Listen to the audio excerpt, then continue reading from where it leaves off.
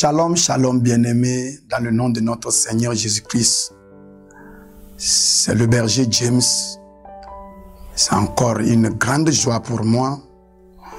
De la même manière dont David a dit, je suis dans la joie quand on me dit allons dans la maison du Seigneur. Il n'y a rien qui puisse être comparable à cette occasion. S'asseoir au pied du maître des maîtres, recevoir de lui des enseignements. Nous allons prier afin que notre esprit s'adapte à ce qu'il a à nous dire. Saint-Esprit, s'il y a une chose qui va identifier notre vie, c'est la soif de ta parole. Nous avons soif de ta présence, soif de ta parole, soif de ta gloire. Et à l'heure là, nous voulons que ce temps soit consacré au transfert de cette parole. Donne-nous cette parole à la manière dont nous pouvons la recevoir et la manifester. Au nom de Jésus-Christ. Amen. Aujourd'hui, je voudrais vous révéler un secret très simple, mais qui est très pratique. J'intitule ce message-là « Comment rendre puissante ta parole ?» Comment rendre puissante ta parole? Ce que vous devez comprendre est que l'objectif même de Dieu, c'est qu'on devienne des dieux. Bien sûr, il ne nous a pas créés en même temps Dieu au complet. Il nous a créé des êtres qui vont se perfectionner. Et l'étape finale de cette perfection, c'est la divinité. C'est pourquoi la Bible dit dans Ephésiens, chapitre 4, que quand il est monté, il a fait des dons aux hommes. Il a donné à certaines personnes des apôtres, d'autres personnes des prophètes, des évangélistes, des pasteurs, en vue du perfectionnement des saints. À ce que nous tous nous parvenons à la même taille que Christ. Dans la vision du Père, c'est qu'il veut avoir des dieux sur la terre ici. La terre est la juridiction des dieux hommes. Alors, dans ces derniers temps, il nous pousse plus à accéder à ces révélations et manifester notre divinité. Je voudrais que tu comprennes quelque chose. Quelle que soit la manifestation de la puissance depuis l'origine de l'Église, il n'y a pas quelque chose qui puisse se comparer à ce fait que si tous les membres dans une église étaient des dieux, ça donne l'impression comme si le pasteur n'aura plus de travail à faire. Il n'y en aura plus nécessité de délivrer quelqu'un, de guérir quelqu'un. Et c'est le royaume que Dieu veut ça. Dieu ne nous a pas établi des dieux et des rois pour dominer sur les hommes. Non, c'est pour dominer sur la nature. C'est pour dominer sur ce qu'il a créé. Lorsque nous allons nous tous devenir des dieux à l'église, notre objectif ne sera pas de nous délivrer, de nous impacter. Notre objectif sera de maintenir l'atmosphère divine sur cette terre. Partout où tu iras sur la terre ici, tu vas voir qu'il y a un Dieu quelque part qui commande cette juridiction. C'est l'objectif, ça. Ne croyez pas que Dieu va venir détruire cette terre-là. Il ne va pas la détruire. Quand on dit qu'il y aura un nouveau ciel et puis une nouvelle terre, ce n'est pas pour dire que le soleil va changer. Non, non, non, non, non. Il parle des systèmes. C'est le système qui gouverne le ciel qui va passer. Le système qui gouverne la terre va passer. Et une nouvelle situation va arriver. La terre sera gardée comme elle est. La preuve, Adam n'est pas la première créature sur la terre. Il y avait des créatures pré-adamiques. Et quand ces créatures ont chuté, Dieu a amené le déluge. Après tout, il a réparé la même terre. Et c'est sur cette terre qu'il a amené Adam. Alors Dieu viendra réparer cette terre-là. Et qu'est-ce qu'il va relâcher? Ça ne sera plus des hommes, ça sera des dieux. C'est en ce moment que nous allons voir vraiment la nature revenir à l'ordre. Où nous n'allons pas expérimenter la méchanceté. Alors nous, les enfants de Dieu, dans ces derniers temps, nous avons en quelque sorte accès à certaines révélations, ce qui nous permettra de manifester d'avance ce qui va arriver.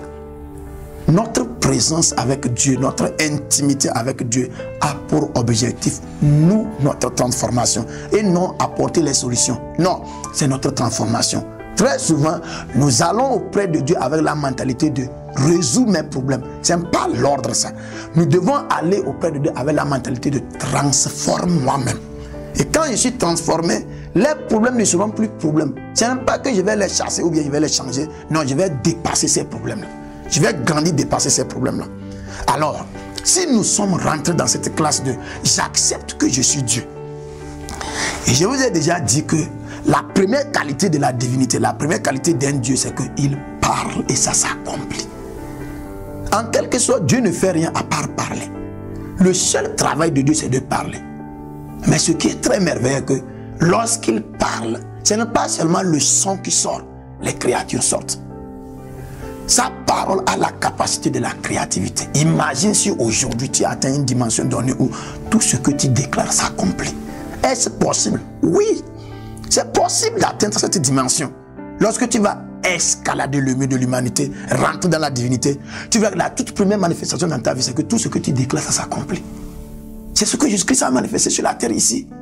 Et il a eu accès à tout le monde.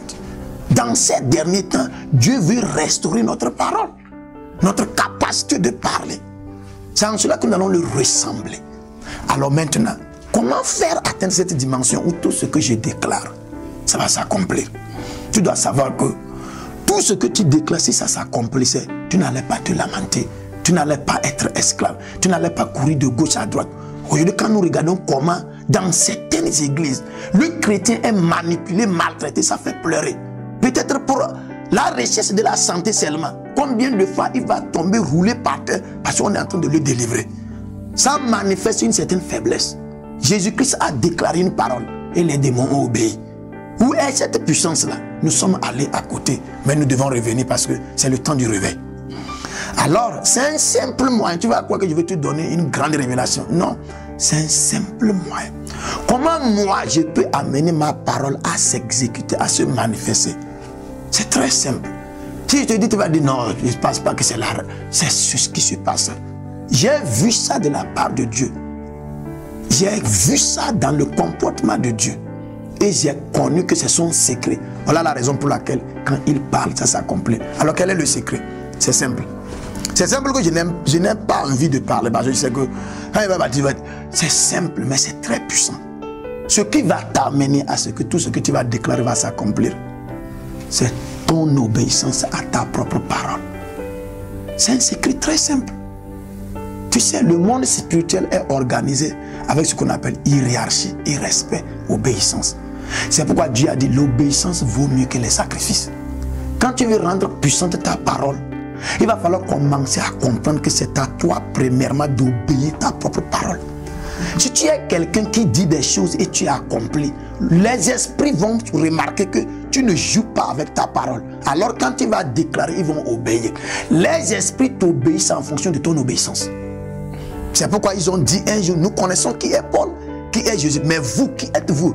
Parce que les 7 fils de Séva étaient des gens qui désobéissaient à la parole de Dieu et à leur propre parole. Nous avons chuté et cette chute-là nous a amené maintenant à déconsidérer nos paroles.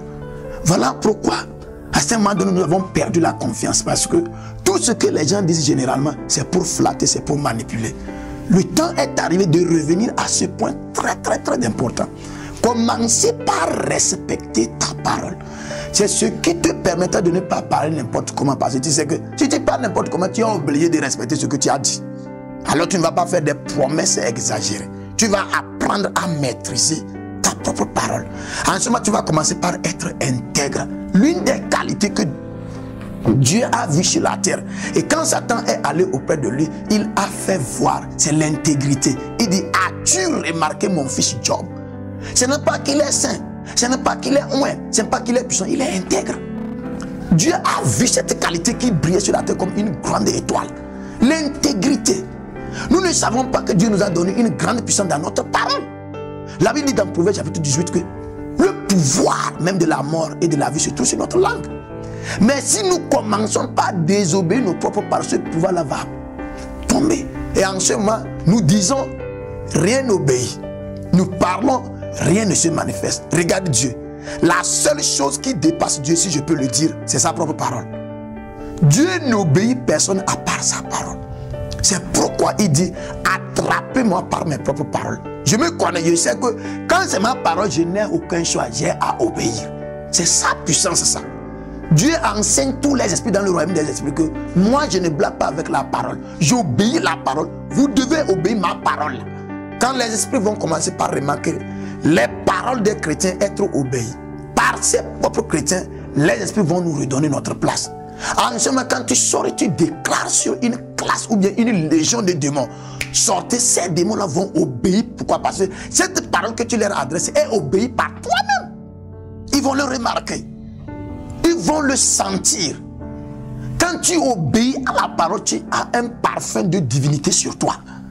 Tu as un parfum de gloire sur toi. Quand tu laisses que la parole sorte de ta bouche et que se matérialise comme tu l'as déclaré, tu prends la divinité sur toi. C'est simple, mais c'est très puissant. Tu sais la différence entre Jésus et Satan, c'est quoi? Jésus, ce qu'il est venu pour faire, il a dit ça, il a fait ça. C'est pourquoi quand il a commencé par enseigner et faire, il faisait ce qu'il enseignait. Il obéissait ses propres enseignements. Satan, lui, il est père de mensonges. Il te dit une chose, il fait autre chose. Voilà la raison pour laquelle il n'arrivera jamais à atteindre cette dimension-là. C'est un petit secret, mais très puissant. Va apprendre. Je ne te dis pas d'aller respecter les paroles de ton pasteur. Je vais te dire quelque chose. Si tu n'as pas appris à respecter tes propres paroles, tu ne pourras pas respecter la parole de ton pasteur ni de ton Dieu. Apprends à obéir tes propres paroles. Parents, quand tu fais une promesse à ton enfant, fais tout et tout accomplir ça. Tu sais, quand ton enfant voit que tu accomplis tout ce que tu dis, il apprend à obéir ses propres paroles. Marie, quand tu fais une promesse à ta femme, exécute ça. Femme, quand tu fais une promesse à ton mari ou à ton enfant, obéis ça. Ce n'est pas nécessairement pour ton bien, mais c'est pour le bien de l'atmosphère dans laquelle tu es. Les esprits nous regardent. Ils veillent. Ils contrôlent. Ils savent qui ment, qui dit la vérité, qui désobéit, qui obéit. Alors ils vont te répondre en fonction de comment tu es toi-même.